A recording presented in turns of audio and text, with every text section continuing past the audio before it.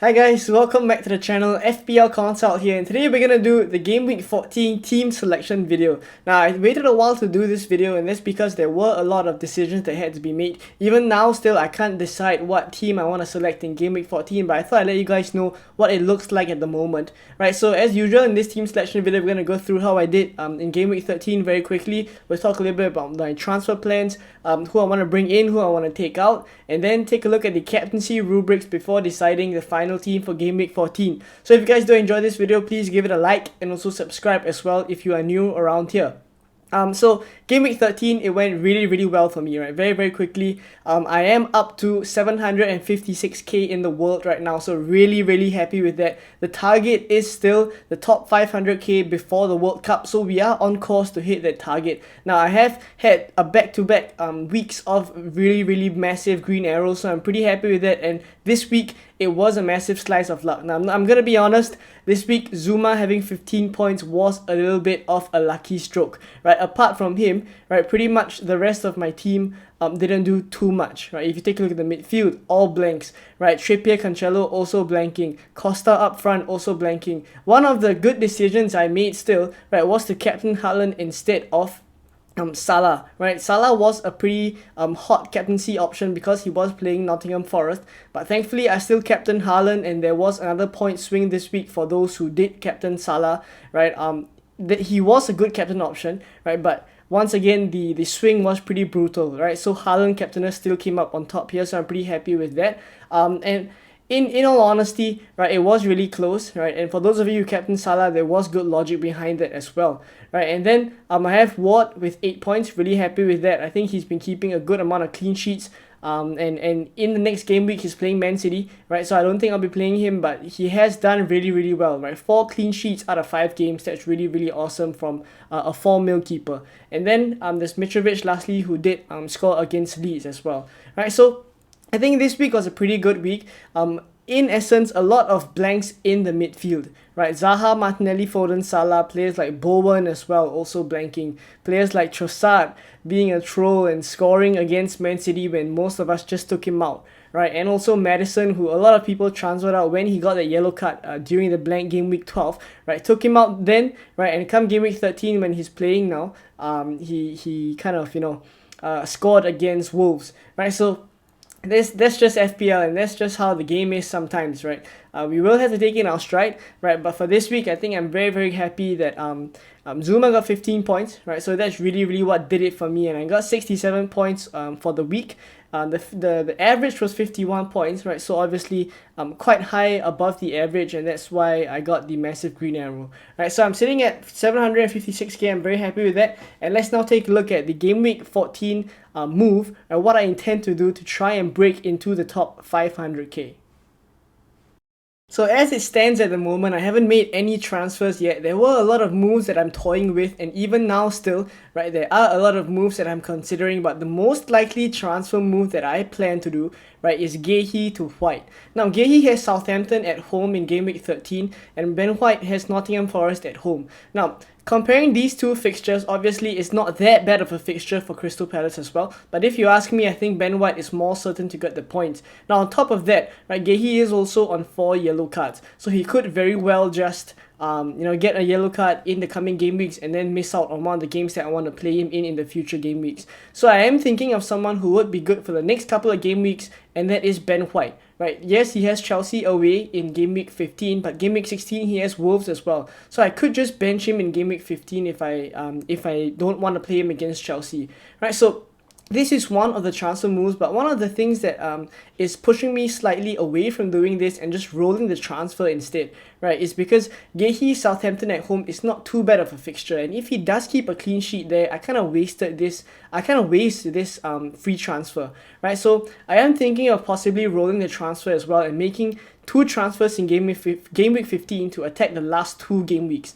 Now, another transfer that I am thinking of as well is Andreas Pereira to Almiron. Now, Almiron has been doing really well. He does have a couple of good fixtures in 14 and 15, right? 16 he has a tough fixture, right? But in game week 14 and 15 he has a good run. So I am considering that as well, but the problem is Andreas has Everton at home in game week 14, and I do think that is a fixture that Andreas could profit from as well. So it could, lead to a case where both players score, Andreas and Almiron score, and that kind of cancels out, right? So I do want to make I kind of stingy with my transfer moves at this point in time. I want to make transfers that can really help me to advance the team, right? So at this point, I don't see any transfers that could really improve my position other than this transfer on the screen right now, or rolling the transfer, right? So at this point, let's take it that I make this transfer move. I will confirm my transfer on the deadline stream tomorrow after we get more news on the updates,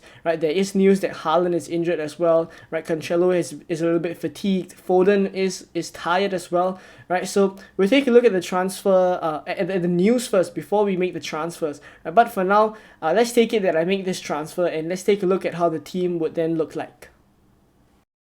So say I take Gehi out and I bring Ben White in, right? This is how the team would look like, probably set up with a 3-5-2, right? And honestly, this team is really, really strong, right? I do think that game week 14 could be another week for us to bang here, right? So we have Pope in goal and Trippier in defense as well. So there's a double Newcastle defense with Aston Villa at home. Now Aston Villa has kind of had a little bit of a new manager bounce, you can say that, because Steven Gerrard has left, and the immediate game after that, they put 4 past Brentford, right? So that's a really, really awesome performance from them, and we will have to wait and see how they respond against Newcastle, but I am fancying my chances here, so I probably will start both Pope and Trippier, right? And then we have, of course, Ben White, who I just brought in. I do think Nottingham Forest at home, Arsenal are the highest are the team with the highest clean sheet percentages, right? They are 53% to keep a clean sheet against Forest. So I'm really, really happy with that. If I do bring him in, that will be one of the main reasons why as well.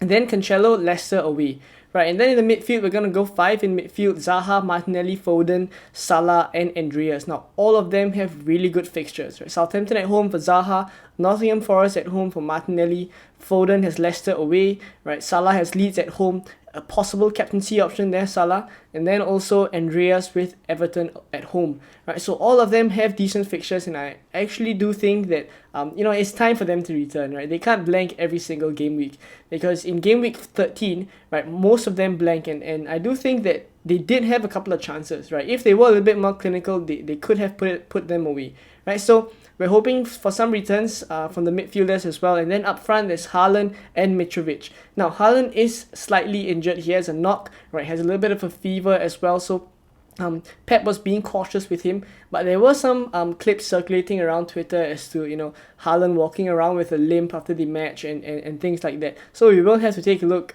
at the news, at the press conference, and what Pep says about Haaland before we actually decide what to do with him, right? For me, I don't think I would be transferring him out, right? On top of that, if we do get news that he is going to start, I probably will captain him. We'll take a look at the captaincy rubrics in a while, right? But say he is injured, I don't think I'll be taking him out, because in game week 15 and 16, they still have good fixtures. And so it probably would depend on the length of his injury as well, right? Obviously, the most clear transfer move, if he's out for say till the World Cup, right, then I think Haaland to Kane would be a very clear transfer move for most people, right? So at this point, right, with the news that we have right now, this is the team that I probably would set up with. Obviously, transfers not confirmed yet, right? But I do like the look of this team, right? And now let's take a look at the captaincy rubrics.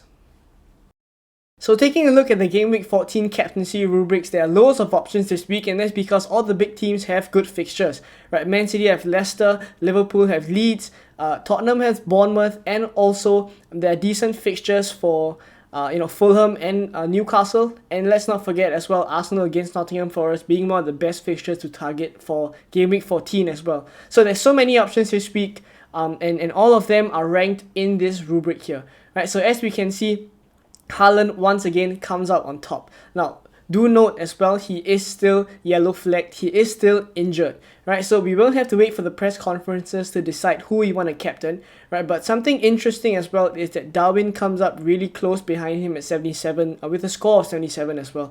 Now, he played in the Champions League, he's declared fit now, right? And he played only 60 minutes, and one would think that that's because they want to play him over the weekend against Leeds as well, right? So that kind of bodes well for them that he got taken off with 30 minutes to spare against Ajax, right? So if he does start, I think definitely he's one of the better captaincy shouts this week as well. Now I put Kevin De Bruyne in.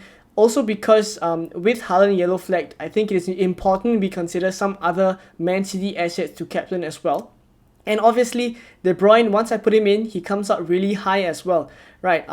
Considering who they're playing, considering his own individual stats and the team stats as well, right? He has a score of 63, right? And that's higher than most of the other captaincy options this week as well, higher than all the Arsenal boys, right? So one would think that if Haaland is, out and he's not fit, then KDB comes in as one of the other possible options to kind of have Man City coverage if you really do want to captain a Man City player, right? And then right down below we have Kane, Salah, Jesus, Martinelli, Mitrovic, Saka, Wilson, and Son in that order, right? So something to note as well is that the Arsenal boys, surprisingly, right, when we rank them using this metric, they don't come up that high, right? So the standout captaincy options actually come up from the Liverpool assets and also the Man City assets, right? So Jesus, Martinelli, and Saka, they're a little bit lower, right? But that's not to say that they're not good captaincy options as well. I think that individual stats and their projected points are still one of the higher ones,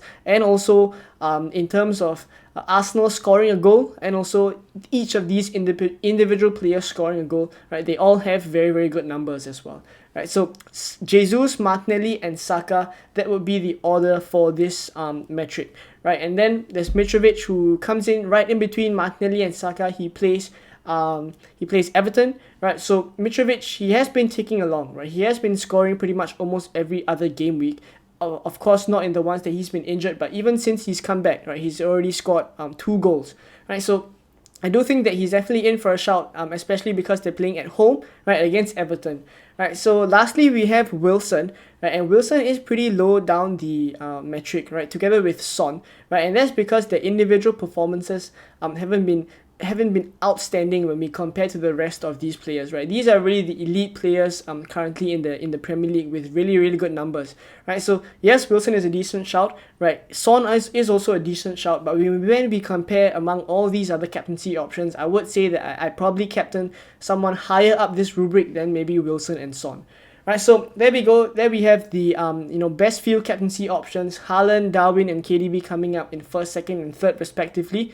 Right, and then we have a success rate of 10 out of 12 game weeks so far. Right, the last game week, the rubrics told us to captain Haaland over Salah, and that worked out well as well. Right, so I'm hoping that we get more accurate results with the captaincy rubrics. Of course, over the course of the season, I will continue to update the success rate as well. Right, but for now, in game week 14, Haaland seems to be the standout captaincy option, and if he's injured, right, then we can then look further down the list to see who else we have and who ranks maybe higher, and we can then captain them.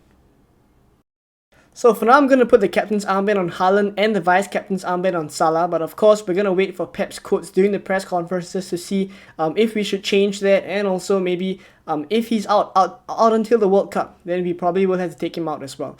Right, so this is how the team would most probably look like, barring any any major changes, of course. Right, and as you guys can see, a lot of the moves that I talked about just now, and also the moves that I did consider, right, I felt like they weren't necessary. I felt like Zaha to Saka wasn't necessary, Andreas to Almiron wasn't necessary, even Gehi to Ben White, who's currently in the team, for display purposes, right. I felt like that also may not be completely necessary as well. So once again, right, this is how the team looks like at the moment, but I think during the game week 14 deadline stream tomorrow, I probably will make my transfer. I'll make a decision on whether I want to roll the transfer, or do I want to be a little bit more aggressive and go for the moves that I've talked about, right? So for now, this is how the team is looking like. Hope you guys enjoyed this video. If you did, please give it a like and also subscribe as well if you are new around here, and I'll catch you guys in the deadline stream tomorrow. All right, bye bye.